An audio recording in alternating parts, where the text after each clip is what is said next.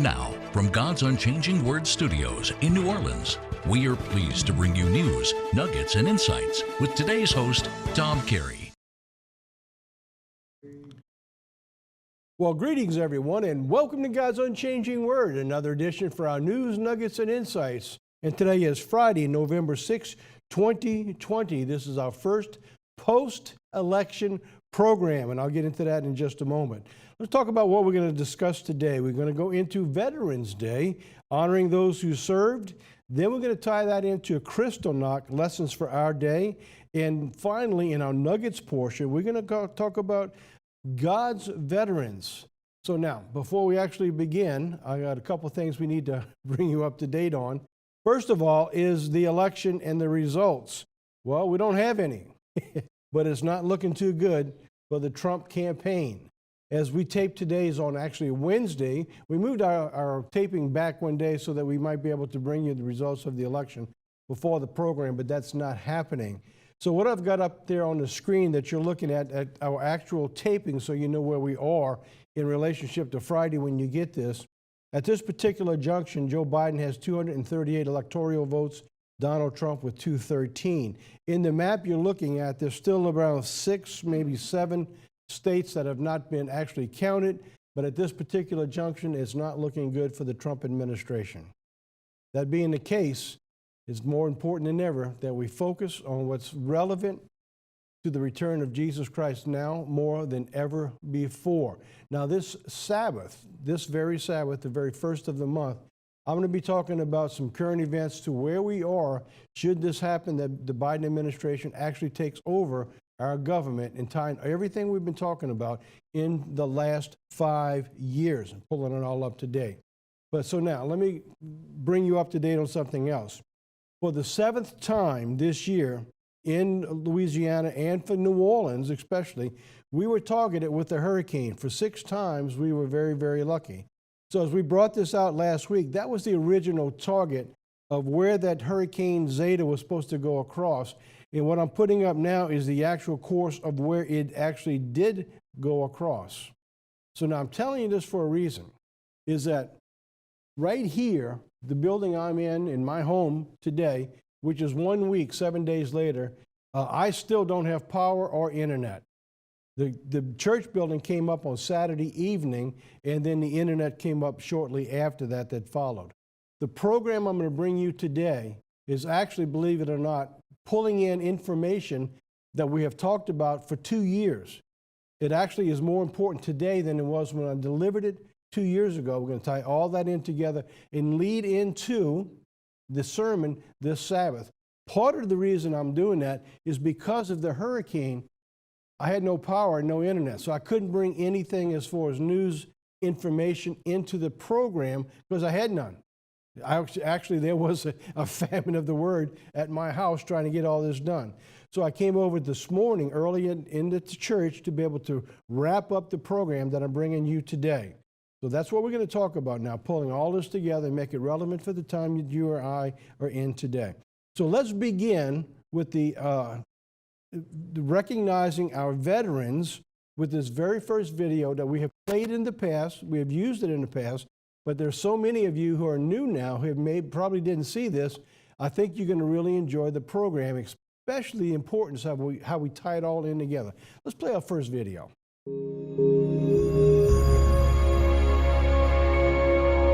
Soldiers from wars both old and new march down city streets. Flags hang from homes, businesses, even car antennas. Ceremonies remember those who dutifully served their nation. It's Veterans Day, or Remembrance Day, as it's known in much of the world, a time to honor members of the armed forces. And it all began in a railroad car with a document to end the war to end all wars. World War I, also known as the Great War, shocked the global community with its unprecedented toll in human life. Untold millions were killed. Germany was running low on manpower and supplies, so they agreed to sign an armistice, or truce, in the French commander Ferdinand Foch's private rail car. On the 11th hour, on the 11th day of the 11th month of 1918, all was quiet on the Western Front. The fighting had ended. Exactly 1 year later, President Woodrow Wilson decreed that Americans should observe a moment of silence at 11 a.m. to remember the armistice and to embrace the peace. Other Allied nations commemorated the peaceful anniversary as well. In England and Canada, citizens wore paper poppies. Poppies had become a symbol of the armistice. The poem Flanders Field described a one-time battlefield. In Flanders Field, the poppies blow, between the crosses, row on row. In America, the nation's first unknown soldier was laid to rest at Arlington National Cemetery on Armistice Day, 1921. He was a casualty of the Great War. Since that first memorial, other unknown soldiers from America's wars have been interred in the tomb. And it's become tradition for the president or one of his representatives to lay a wreath on the monument every November 11th. A resolution was passed in 1926 inviting all Americans to remember Armistice Day and the soldiers who fought so hard for peace. The idea caught on. By 1938, the day was marked with so many ceremonies and parades, Congress made it a legal holiday, giving people the day off work. After World War II and the Korean War, Americans wanted to open up the holiday to include not just World War I veterans, but all who served in combat. In 1954, President Dwight Eisenhower, a World War II vet himself, legally changed the U.S. Armistice Day to Veterans Day, honoring those who served in all American wars. For a brief time starting in 1971, Congress moved the holiday to the fourth Monday in October, giving Americans a 3-day weekend. But most people rejected the idea. The traditional date of November 11th, the anniversary of the Great War's ceasefire, was too historically important to forget. President Ford reversed the law in 1975, returning Veterans Day back to its rightful date. Over the decades, the holiday has changed with the times. Originally, it was a call for world peace. Then in the U.S., it became a day to remember war veterans. Today, Veterans Day is set aside to honor not just those who served in war, but also those who have served their nation in peace. Well, in case you didn't catch it, originally it was named something else. Originally, Veterans Day was named Armistice Day, or the time of actually bringing about peace. Armistice Day was celebrated across many nations to commemorate the soldiers who fought in World War I. Specifically, it referred to the Armistice Treaty that was signed by the Allies in Germany at Copenhagen, France. The truce went into effect on the 11th day, the 11th month, at the 11th hour. However, in the hours between the announcement, the armistice, its enforcement deadline, fighting continued, and almost 3,000 men died on the last day of the war. Can you imagine that? But because of the communications and the lack in being able to get to everybody in time, 3,000 people died on the last day of the war. A little interesting fact that we didn't know about. November 11th, 1918, the first Armistice Day. Now we got over here a video from 2019, which brings out some more interesting facts. So let's play that next video on Veterans Day. 3 teens were arrested today for defacing the Kensington Park War Memorial overnight. The destruction includes painted messages against the military and the war in the Middle East. The 3 teens were picked up in the early morning hours after evidence was left at the scene. Grandpa, something wrong? Some people sure have short memories, and those who are too young to know need to be taught. Come on, I want to show you guys something.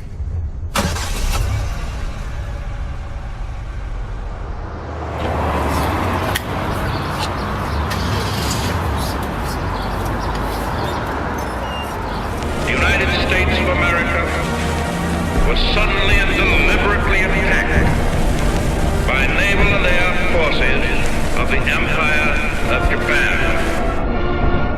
At dawn on the morning of the 6th of June, 1944, 225 Rangers jumped off the British landing craft and ran to the bottom of these cliffs.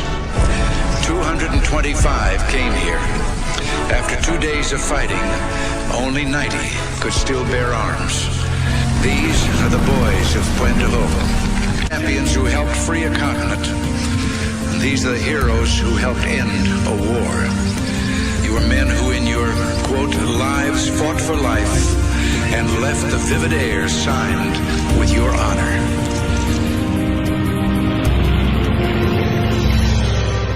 In the name of God and country, I learned to defy gravity.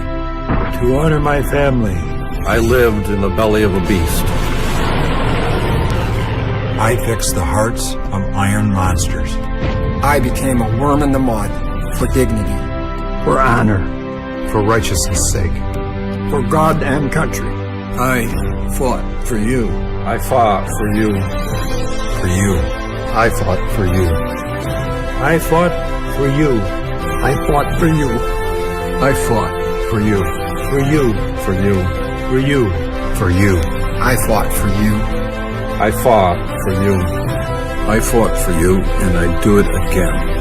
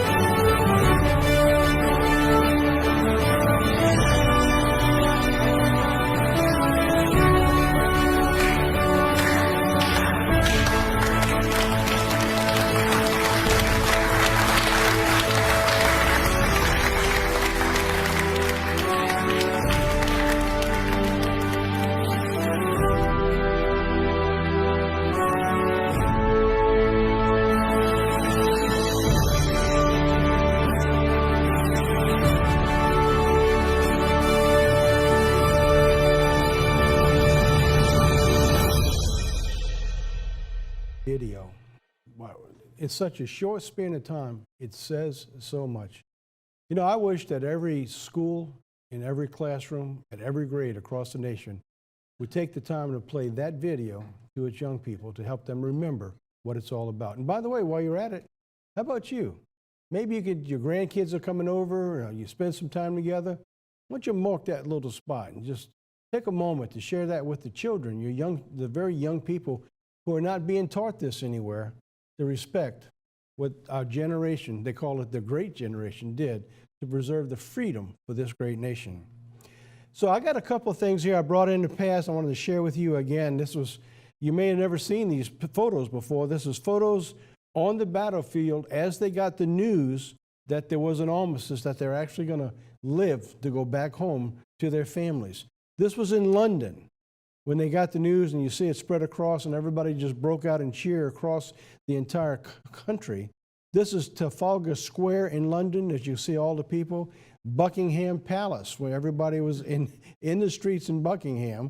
Here in America, it was being done the same way. Everybody just rolled out and ran out into the streets and celebrate the freedom. And that's the crowds at Broad Street in New York as they celebrated the end of World War I, which they call the war to end all wars.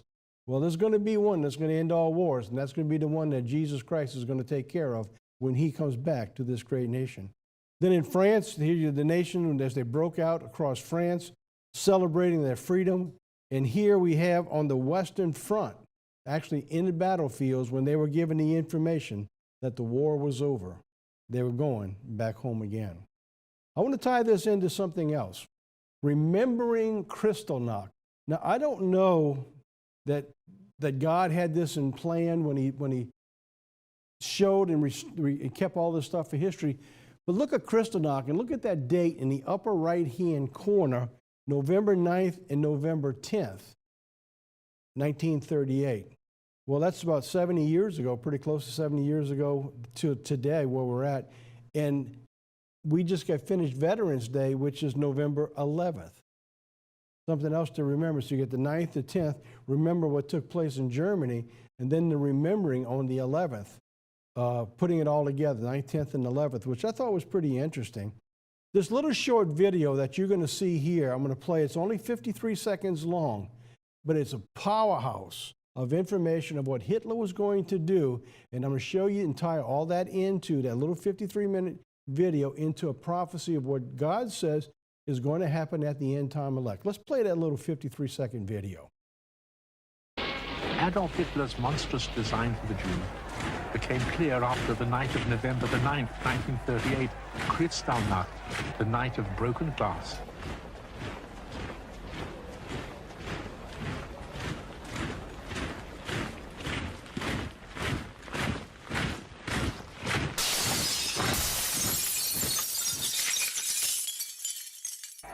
Soon after, Hitler spoke for the first time in public about the extermination of European Jewry.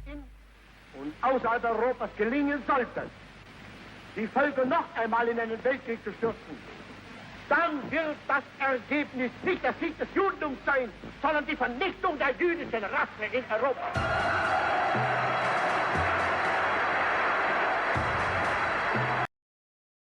All right, so that's Hitler telling you what his plan was to remove all Jews from Europe.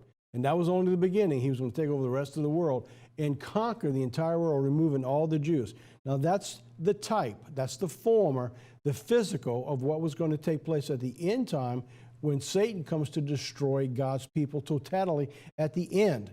Look at Revelation chapter 13, verses 1 through 4, which I'm not going to go through because of time, but you know the story on the beast in verse 5 and 7. The beast of Revelation is brought up in verses 1 through 4, and look what it says. It says, "And I stood on the sand of the sea, and I saw a beast rise up out of the sea." Now, in the Bible, the sea is a type of a military or an army of multitudes. And so here John is standing on the side of the sea, on the sand, and he sees this beast come up out of the waters with much power, heads of state and government, so he sees all of this. But I want to bring in verses 5 and verse 7, the very purpose, which ties into what you just saw in that little short video. "And there was given a mouth speaking great things and blasphemies, and power was given to him to continue for 42 months. Now you tie the 42 months into the time of Jacob's trouble, the 3.5 years, and also the time of the great tribulation that's going to be at our doorstep in just a few short years from all probability if this election is going the way we think it's going. And look at verse 7. This is incredible that we need to remember and keep this focused.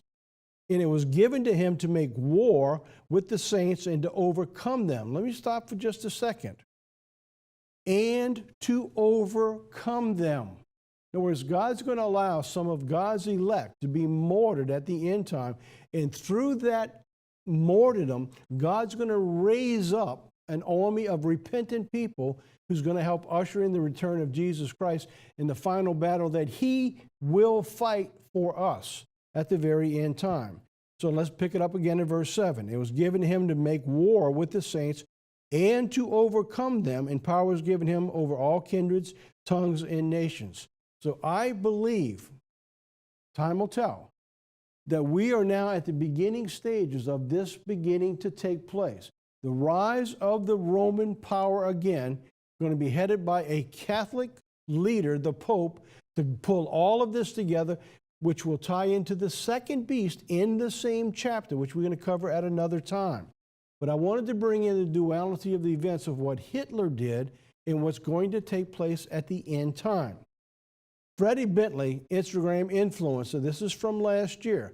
I bring this out because of the video I showed you just a little while ago where the grandpa was taking the grandkids into this auditorium because they were not being taught to remember what took place. So look what's happening in Europe. 22-year-old Instagram influencer said, "Kids should learn less about World War II in schools because it's so intense."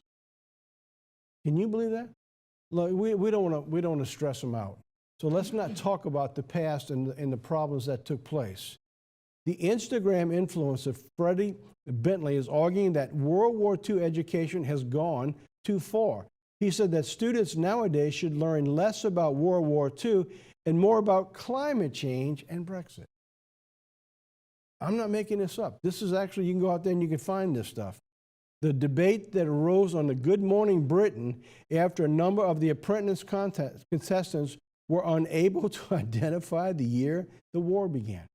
the people had lost so much track already, they couldn't even remember when World War II began. Let's play the next video. This is here now. We're picking up again on the concern that we have for what's taking place today.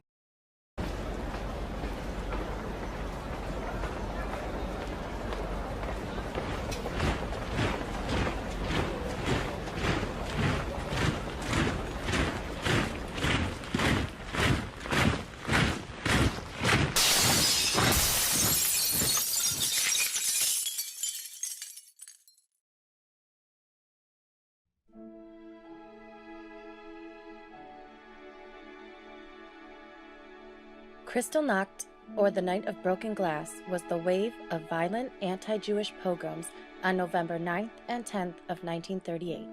It took place throughout Germany, annexed Austria, and in areas of Czechoslovakia recently occupied by German troops.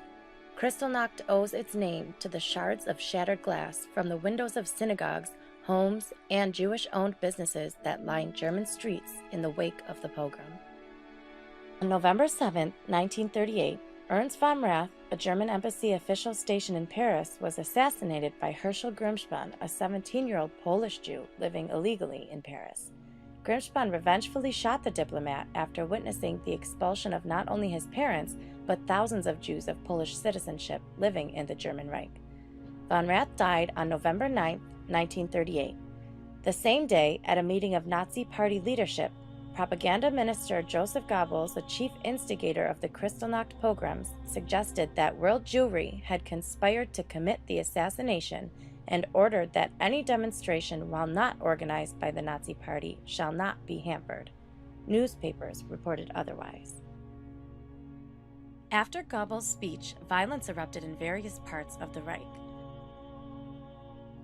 Paramilitary, or SA, and Hitler Youth units throughout Germany and its annexed territories destroyed Jewish-owned homes and businesses.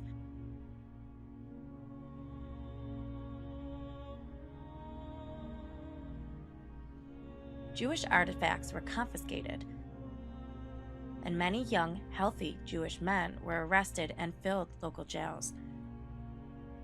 The rioters destroyed 267 synagogues throughout Germany, Austria, and the Sudetenland.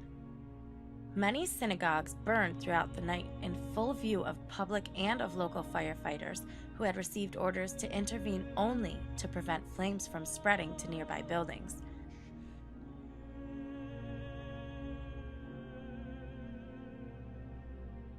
SA and Hitler Youth members shattered shop windows of an estimated 7,500 Jewish-owned commercial establishments and looted their wares.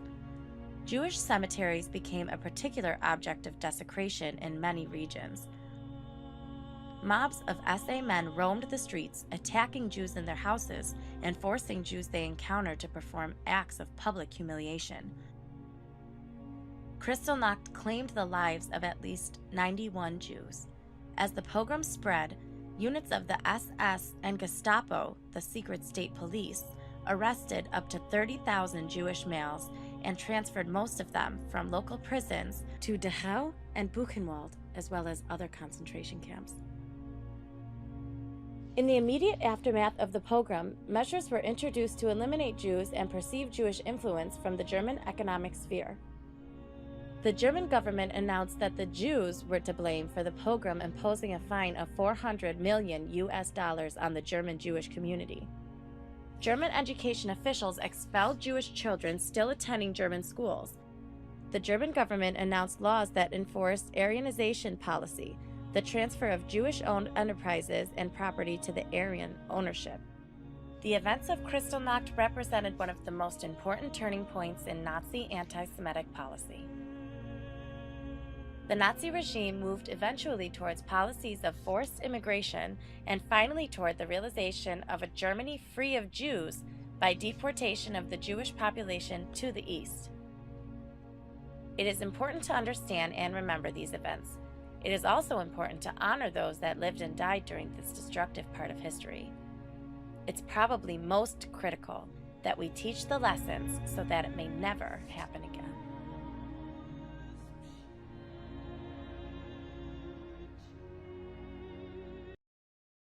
it's most important that we remember to teach the lesson so we never do this again.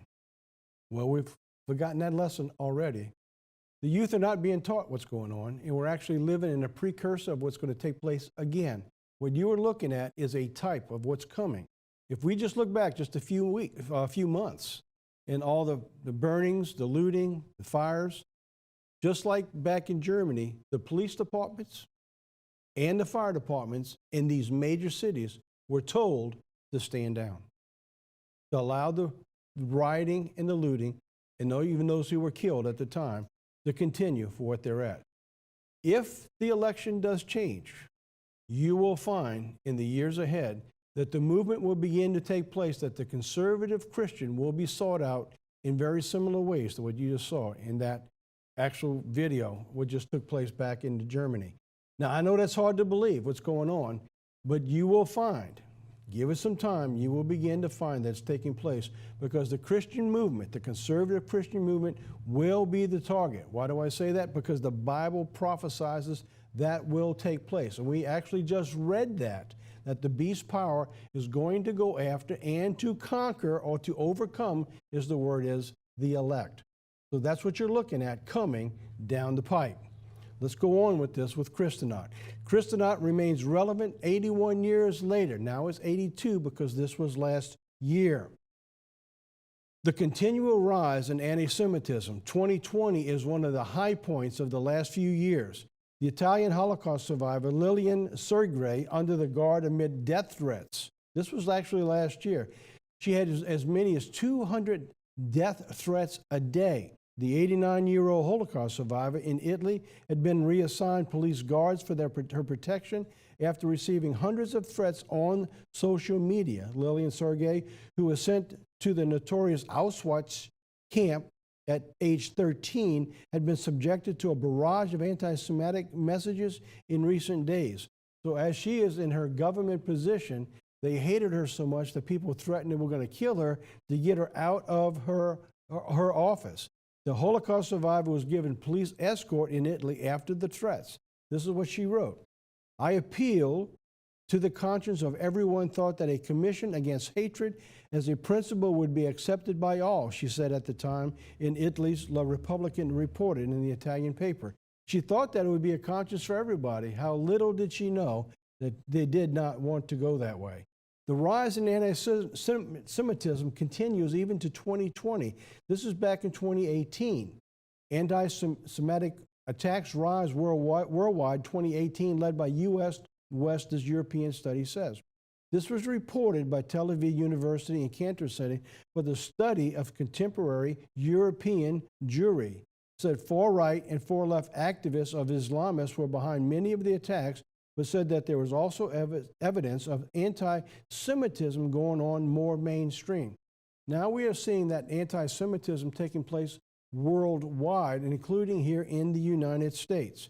Look at this chart of the number of incidents and how they've grown from 2007 to 2018. And year by year, you're beginning to see these things continue to rise. Now, as I said at the beginning of the program, I couldn't go into the internet to pull the information out. But I know from what I've been seeing over the recent weeks before I lost power because of the hurricane, that this is continuing to rise. It's getting worse and worse all across the world. You're going to continue to see that until Jesus Christ returns. So now, this was in May 1st, 2019. Again, from the same studies. This is out of Jerusalem. Anti-Semitic attacks worldwide rose 13% in 2018 from the previous year, with the highest number of incidents reported in major Western democracies, including the United States, France, Britain, and Germany, in an annual study showed on Wednesday. So now, let's take a moment in understanding what's going on here. If we can understand what happened in the past, it will help us to be ready for what's going to happen now. So I got another little video. This is called Remembering Kristallnacht. Let's play that video. German diplomat, and shot him twice in the stomach. Roth died 2 days later. And when word reached Berlin, leaders in the Nazi Party saw an opportunity to strike. In a fiery speech, Nazi propaganda minister Joseph Goebbels encouraged anti-Semitic demonstrations. And on the night of November 9th, 1938, Nazi mobs took to the streets. Rioters targeted Jewish homes, stores, schools, hospitals, and synagogues. Buildings were torched and windows smashed. German firemen and police were ordered to stand down. The violence would carry over into another day, and by the time it was over, dozens of Jewish citizens were dead, hundreds of synagogues burned, and thousands of Jewish businesses destroyed. In the days that followed, the Nazis would blame the Jewish community for the damage done, instituting a fine exceeding $5 billion in today's money. Meanwhile, 30,000 Jewish men were arrested and deported to concentration camps, and the businesses that were destroyed were banned from ever reopening again. This was no longer harassment. It was directed violence. Violence that would grow more sadistic in the ensuing years, spiraling into one of the worst atrocities in human history. For the Jews of Germany, and soon the Jews of Europe, by the end of 1938, the shadows of hate had begun their march, and the only light left to flicker, with the flames still leaping from the charred remains that an oppressed people once called home. The real significance of Kristallnacht was that it marked a huge escalation of Nazi anti-Semitism. 900 synagogues were desecrated or set on fire, 91 Jews were killed that night, and 30,000 Jewish men, a quarter of all of the Jewish men in Germany, were taken to concentration camps. Not only were businesses destroyed that night, but the Jewish community and life as Jews had known it was also destroyed. You're traumatized. You're traumatized. You cannot understand what's going on.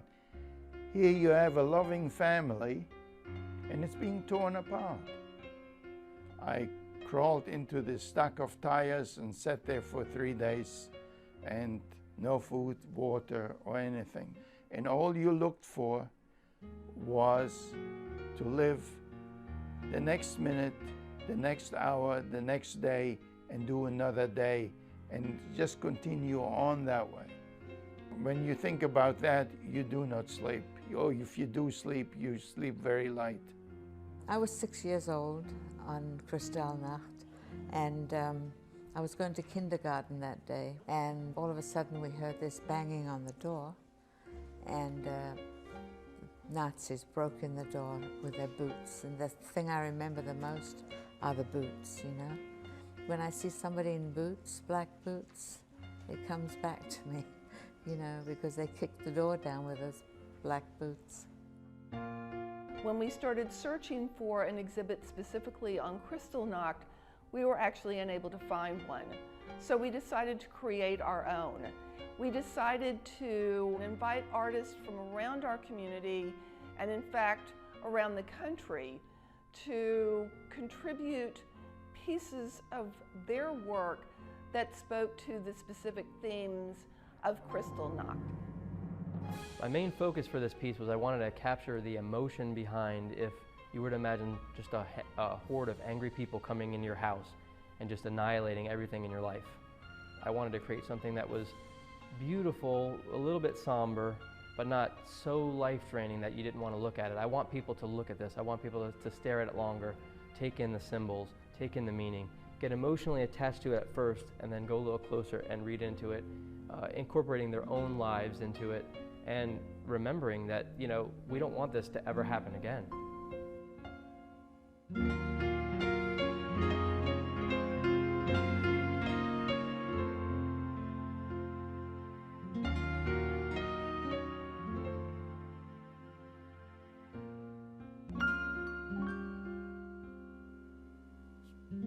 And you look at the world we live in today, you look at the free country that we live in today, the mind rejects that this could ever happen in America today. But I bring you back to Revelation chapter 13, where it talks about the beast that's going to rise up one more time and its sole purpose is to take over the world and to destroy God's elect. You can't get that out of your mind. What you have to understand is that what God has left for us through seeing these things, through the history that's been recorded of the physical nation of Judah, or the Jews, which is only one type of the spiritual nation of the 12 tribes of Israel, that the Bible says is going to come at the end time, is going to happen one more time. As hard as it is to accept the fact that this could ever happen, we need to get ourselves prepared that the Bible says it will. That's what we're talking about going on. So I'm going to pull all this together in just a minute with one of our timelines that we used not too long ago. The continual rise in the Christian persecution. Now the persecution has been escalating not just with the anti-Semitism, but against Christians around the world. This is from Gatestone. And Gatestone is probably the central point of bringing out all the information around the world of the Christian persecution. So we stay on top with Gatestone of what's been going on. This was back in 2019, November 10th, 2019. A year ago, just 1 year ago, 4,136 Christians were killed for faith-related reasons. Can you imagine that? A year ago. This is not back in World War II. This is just 1 year ago this was taking place. On the average, that's 11 Christians killed every day for their faith. This is reported by Open Doors, the watch list in 2019. More than 245 million Christians around the world are currently suffering from persecution, again, from the same report. Evidence shows that not only the geographic spread of anti-Christian persecution, but is also increasing in the severity. So getting back to Revelation 13, God says eventually this is what's going to take place. The world's not looking at it, the news is not reporting it, but it's taking place right in front of our very eyes. So it has escalated from just the persecution of anti-Semitism to the actual murdering, killing, and the persecution of Christians around the world. We haven't seen it here in the United States because of the free nation we live in, but it will come here. It's going to come here sooner than you ever dreamed. If what happens in this election takes place, we need to remember what we just brought out, which I'm going to share again some of this Sabbath, about how the left stand, its position on what they're doing is going to happen. In fact, I may even play one of the priests from the Catholic Church. What he said is the left, the Democratic Party, has become the party of death. Unbelievable, but that's what the United States appears at this particular time, unless something changes by Friday, appears is going to be taking place. And the American people voted for it. Like going to Ted Armstrong used to say, people want an orgy, well, God's going to give them one. That's what they asked for, they're going to get it. I'm going to talk about that this coming Saturday. So now, let's go on. All right, let's go on. This is the day of the Lord. This is a chart that we brought out just a year ago. And I'm looking at the day of the Lord. It just seems like so much has happened now in the last year that it just seems like this was years ago that this took place. Now, right here, dead center, is what we call the Miski moment. When we brought this out, this was before COVID, the Miski moment means is that is the time that the United States debt that we're paying on this debt, we can no longer pay the debt, that we're only paying for the interest rate. At that time, we can't even pay the interest. That means we become a Ponzi nation and we began to just spiral into an abyss. Since COVID, this time period of our debt has been moved up. I would not be surprised that if it's already moved up to where we are today, because almost $9 trillion or $8 trillion now has been added to our debt in just these few short months. Unbelievable what's taking place, but it's there. That's where we are today. So now, let's take a look at this and let's put it in the context of what we're seeing in World War II, where we're going today, and see if we can make some sense of all of this. You hear in the election, right here you see 2018. The scientists claim that we have just 12 years to save the planet, or it's going to die. That's the way they were portraying it. The election portrayed that it's a fight for the soul of America. And really, that's what it is. It's for the soul of America. And you see Vice President Biden in his election speeches quoting paramount to what the Pope was saying. In fact, he even brought in the Pope's quotes. It's like this country now has drawn allegiance to this rise in this beast power. And the nation doesn't understand what they're getting involved in. That was in 2018. Remember, when was Kristallnacht? 1938. Add up the years yourself. All right, so now, tying in again the day of the Lord. Let's put it back to where we are, to the past and to today. 1933, Hitler was the Chancellor of Germany. He ended his reign of terror in 1945, which was 12 years. What were we just looking at in the previous slide? 12 years, from 2018 to 2030. We're talking about a reign of terror now from 2018 till 2030, 12 years. Israel was established in 1948. We're talking a total of 15 years. So that's what we're looking at for the establishment of a physical nation of Israel, which was Judah back then. So now, we've got Hitler coming in with his 12 years of terror, 15 years to the establishment of Israel. Let's put this in context to a biblical prophecy. So this is the former type, or the physical nation. You see this in Isaiah 66, verse 8. It says, the earth shall be made to bring forth in one day, shall a nation be born at once. A nation, singular, can it be born at once? And it actually was in 1948. 1948, the nation was born at once. Now, what was interesting is the parallel is that as Satan or Hitler rose to power, at the same time the work of God rose to begin to warn the nations of what was beginning to take place. Very same year in the warning. So you see the battle between good and evil beginning to take place in the physical sense all the way back in 1933. So now we come till today. So we see the beast power and the Pope coming into existence for what we're looking at. Let's pull out 2018 chart up again. So 2018 to 2030 is 12 years. So in this time we have just 12 years of what will be taking place to the Pope's agenda of 2030. What was Hitler trying to build? He was trying to build a utopia. Same thing with the Pope today, trying to build a utopia. His agenda gives him a total of 12 years. The 2030 agenda actually began established right here in America by the Pope in 2015, which gives us a total of 15 years. So you have a former and you have a latter, you have a physical and a spiritual. Why do I mean a spiritual? Because of a prophecy right here. And in that prophecy, we're back in the actual same verse where we were, but the second half of the verse. It says, shall the earth be made to bring forth in one day? Shall a nation be born at once? For as soon as Zion travailed, she brought forth her children. All right, so here we have a plural. All right, here you have a singular nation. Here we have the plural, or the tribes of the nation of Israel. All right, after she travails, the Bible talks about the time of Jacob's trouble. In travail, that after she travails the 3.5 years that we saw earlier, pulling together the children so they would be going at 2030.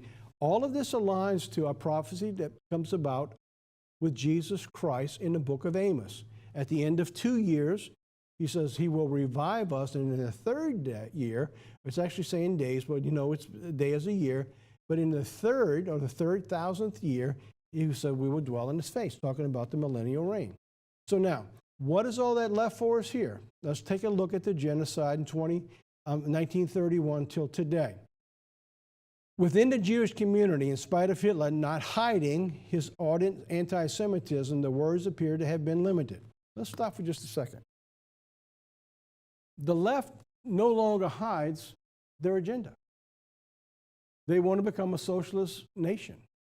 They're pushing toward that end. They're teaching all our children from school age all the way up. Nearly 100% of all the schools and universities across the nation are teaching a leftist socialist agenda.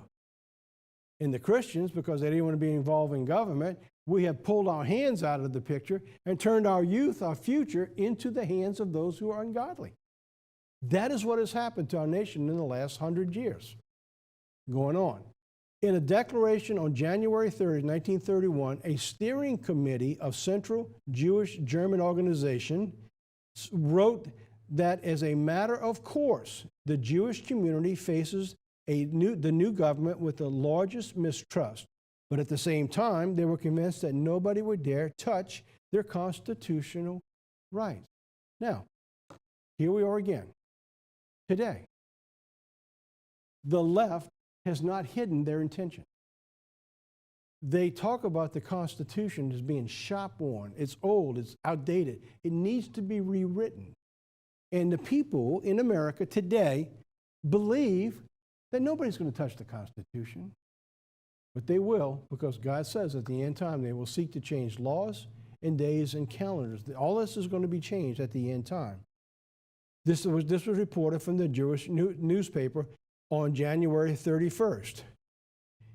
It is a hopeless misjudgment to think that one could force a dictatorial regime upon a German nation. They thought that the diversity of the German people calls for democracy. Here in America today, if we said that there would be a socialist-type government that would have a dictator type in power, you would actually say, Tom's crazy.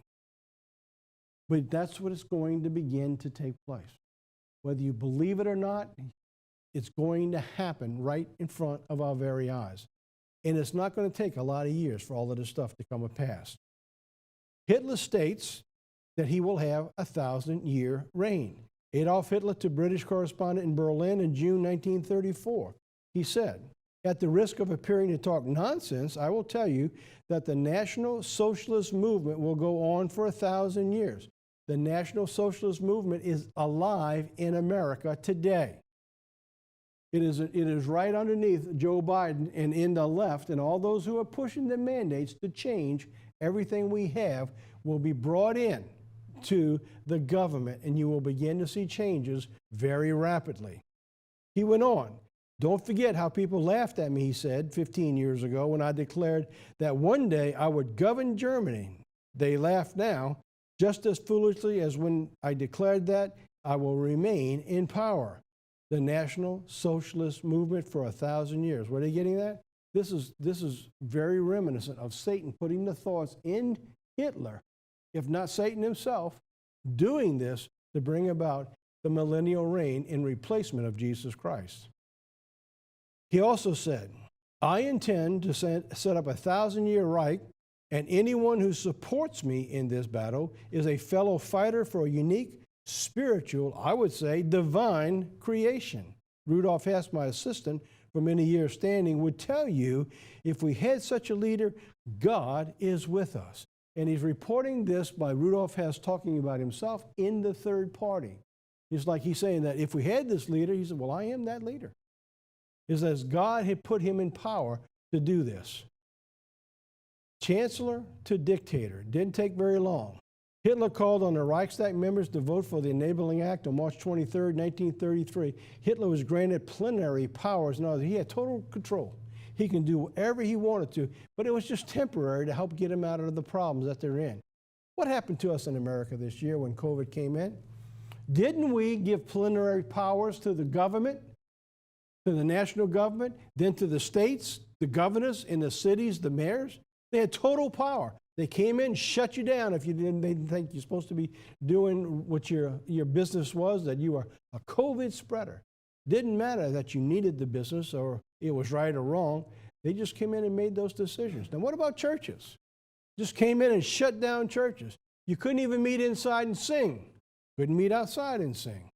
Couldn't happen in America? Well, you better think again, because you're seeing it happen right now. It's following the exact same path as it did in pre-World War II Germany. The law gave him freedom to act without parliamentary consent and even without the constitutional limitations. Many of the things that they passed in laws in these states were against the Constitution. It didn't matter. Can't happen in America?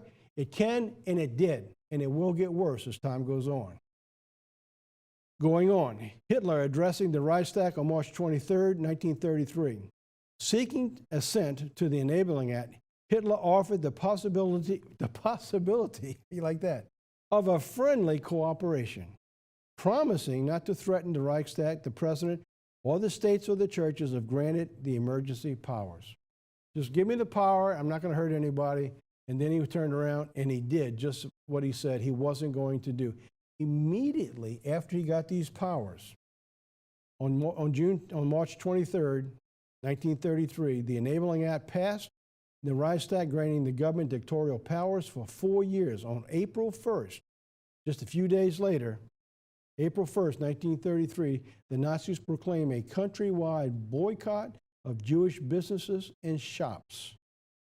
And it began the destruction of Jews that you've seen all the way into Kristallnacht, which is still celebrated as the beginning of the downfall of all the Jews in a very high level taking place in Germany.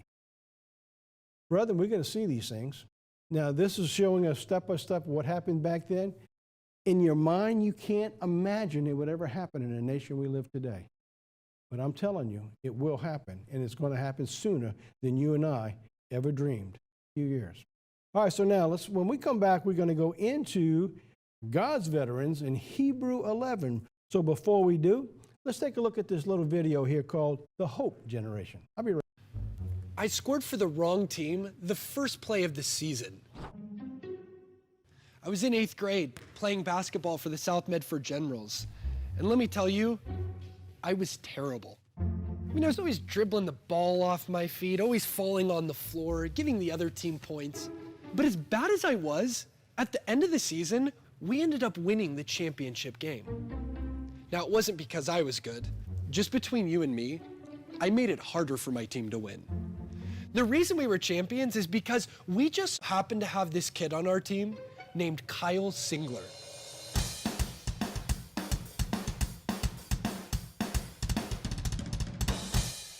Now, Kyle would go on to play for Duke University, became Final Four Player of the Year, got his picture on the cover of Sports Illustrated,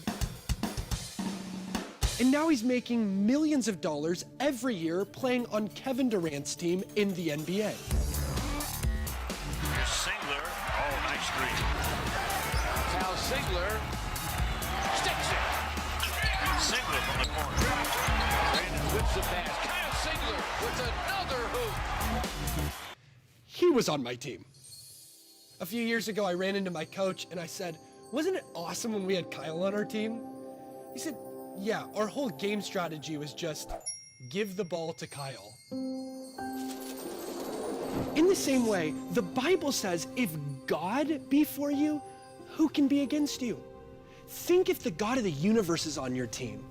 Because God's on our team, we become game changers, world shapers, risk takers, and history makers for the kingdom of God. You keep passing the ball to God, because with Him on your team, you might go through hell, but you're not gonna smell like smoke. You might lose a battle, but you're not gonna lose the campaign. You might be at your rope's end, but you're not at your hope's end.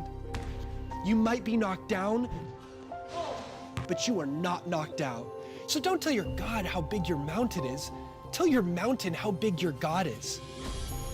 If God is on your team, you can just relax and sit back, because every setback is a setup for a comeback.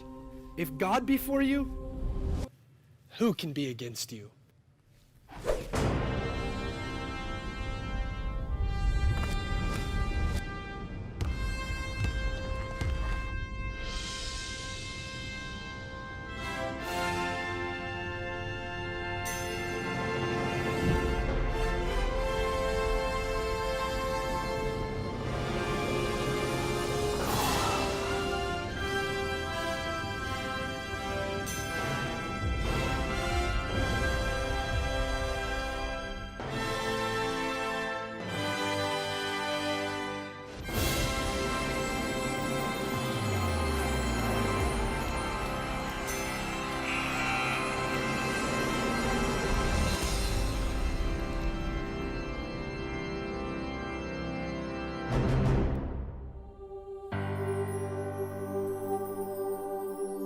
play that video because when you look at all the things we're going to have to encounter and what's going to take place, we need to keep in mind also that God hasn't forsaken us.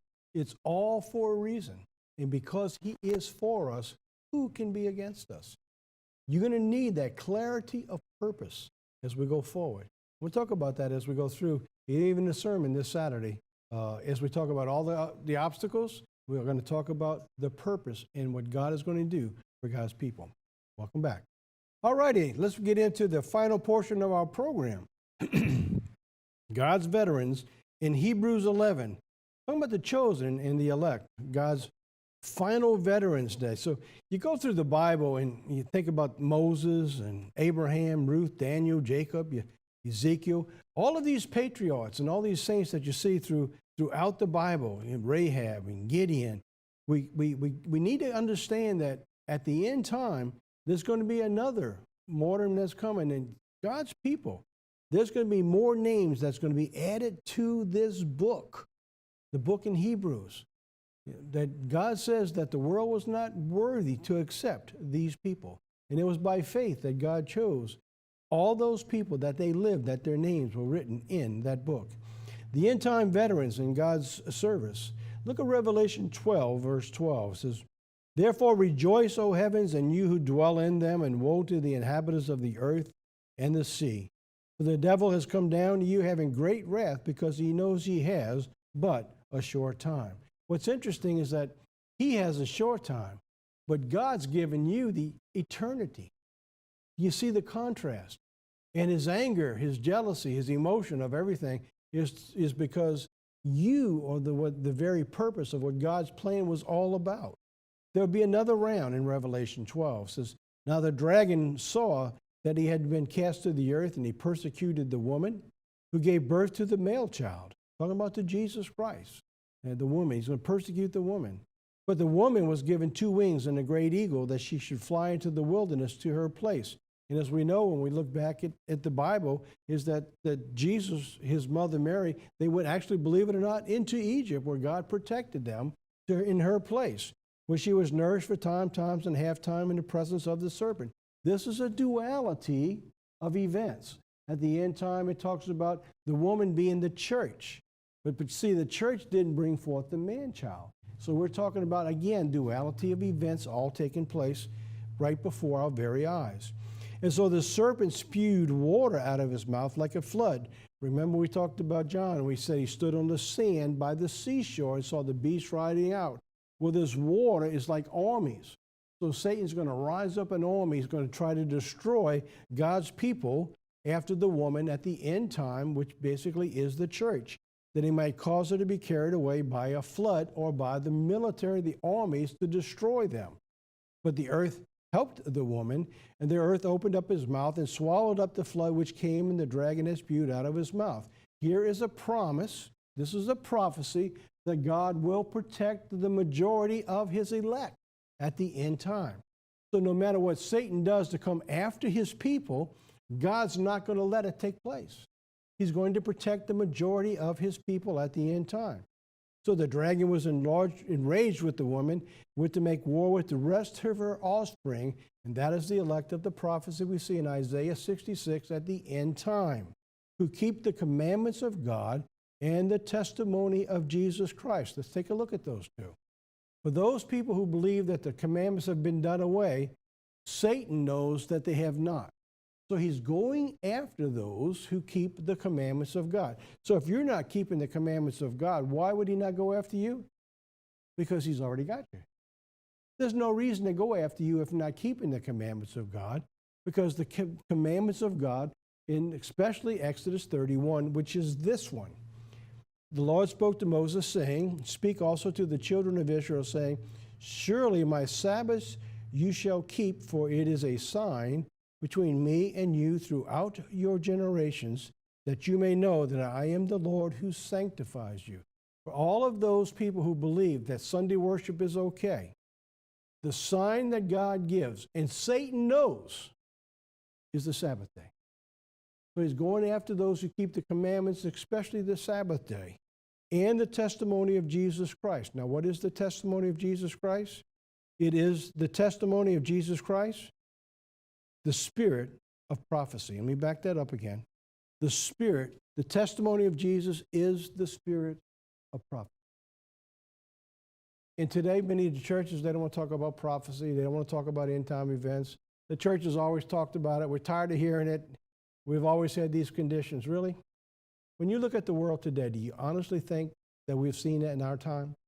What you're beginning to see is the beginning of what God talks about, the march toward the return of Jesus Christ. And Satan knows what he's after. Those who are totally convicted and dedicated to serving God. And how do they do it? Through keeping his commandments and have the testimony of Jesus Christ. All right, we'll talk more about that in my sermon tomorrow, and we'll be talking about more and more in the upcoming year. So now, let's see what we got from the home office. We begin to wrap this up. In the mail this week, Clayton Evans. Clayton, did you know you went out in the mail this week? God never fails. All right, Clayton, good for you. And the sermon that I gave about a month ago, The Age of Lawlessness. That's a good sermon. If you haven't seen it yet, please write for it or go online. You can also get it online. Also, a newsletter went out this week. 2020, Is This How It Begins? Actually, I think it went out last week. At the beginning of the month, we try to get it to you on the first of every month. And with it, our monthly offering this time was 2020, Is This How It Begins? From the web office. Jeff's added 10 new sermons uploaded to the Facebook page and to our web page. By all means, go online, and we got more material than you probably have hours to watch.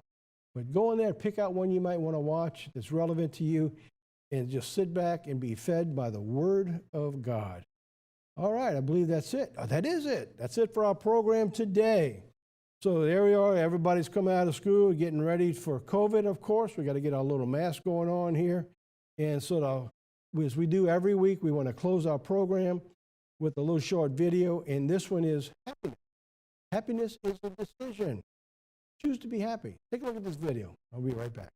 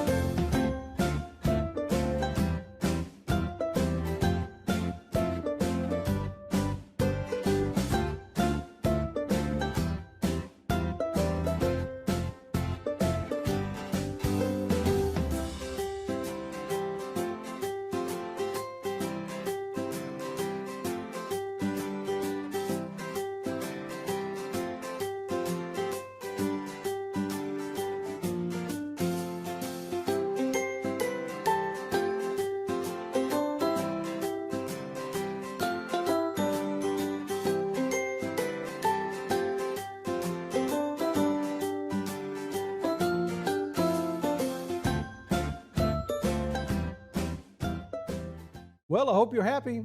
Well, not a lot to be happy about today, but hopefully you find peace in what we brought you today.